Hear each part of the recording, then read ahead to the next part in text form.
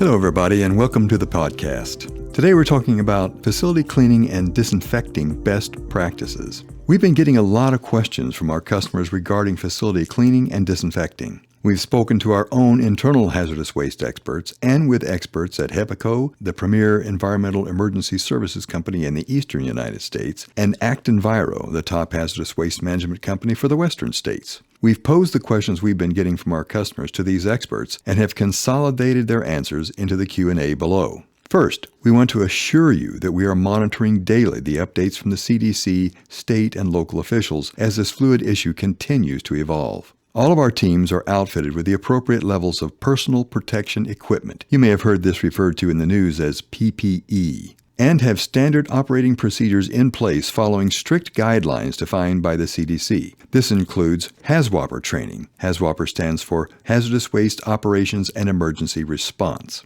Bloodborne pathogen training, respiratory protection training, medical monitoring programs, all of this in accordance with the Code of Federal Regulations.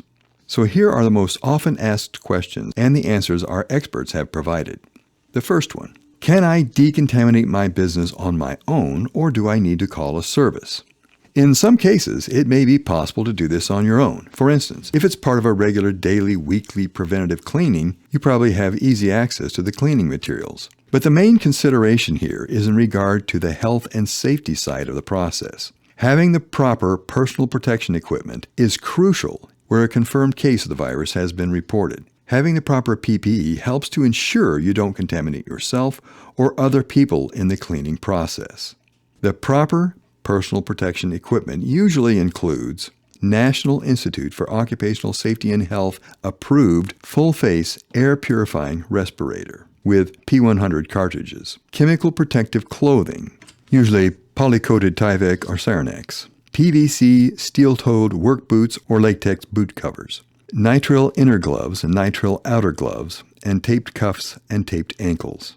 Next, what are the best methods to decontaminate and what equipment will I need? As we pointed out, the personal protective equipment is the special equipment. The actual cleaning can be accomplished using normal cleaning tools, but professional service companies have been specifically trained for the job and follow strict guidelines developed by the CDC, OSHA, and other regulatory agencies. If vacuuming is requested or necessary, a vacuum with a HEPA filter is required. Spray and wipe at this time proved to be the most effective, but special fogging tools may be required for areas with lots of small items, like tools and utensils. Next, how can I keep my team safe while the decontamination is in progress? Break the facility into smaller sections and keep the sections being worked on clear of staff until the work is completed. Wait times, once the decontamination work is completed, is not that long, 15-20 minutes, as the virus is killed on contact with the cleaning solutions. However, surfaces need time to dry. Floors can be slick and therefore dangerous. Keeping the area clear for 24 hours would be a good guideline.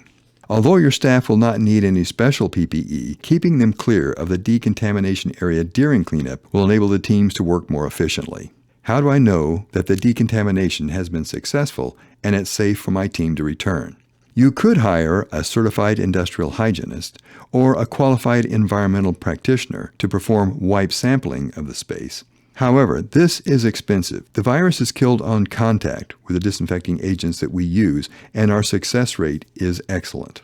What steps can my team take to stay safe and keep working? First, work from home if possible.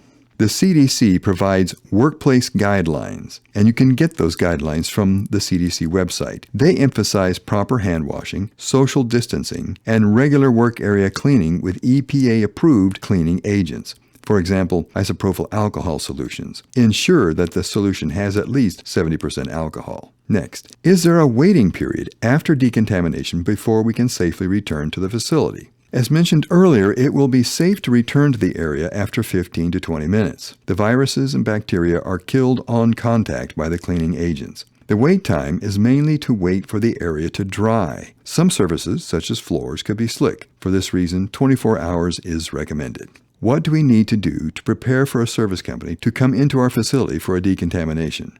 Remove all those loose articles, such as papers and books and so forth, from the surface areas. Cleaning crews will need to be able to get to the entire surface of desks, counters, and other surface areas. If you have a confirmed case, it will be necessary to vacuum with a vacuum cleaner outfitted with a HEPA filter. What do we need to tell the service provider about our business to make the effort more successful? First, be clear about what you're needing. Is this a confirmed contamination or just preventative? For example, a case has been confirmed and you need a thorough top-to-bottom cleaning. Or no case has been reported and you just need preventative cleaning, or maybe only in a certain area, or just vacuuming, and so forth. Is this just a specific office or all main traffic areas? And finally, be prepared to offer the square footage of the area to be cleaned. For ongoing safety after the decontamination, what is the best cleaning solution? Regular cleaning with EPA-approved cleaners, such as bleach, chlorine dioxide, hydrogen peroxide, and so forth, or a solution of bleach and water, 1/3 cup of bleach to a gallon of water. Our final advice is to schedule this kind of procedure in advance, if at all possible, so that you don't end up paying emergency response pricing. If you have more questions, call our hazardous waste experts at 888-681-8923 or check us out online at hazardouswasteexperts.com. Thanks, and be safe and be well.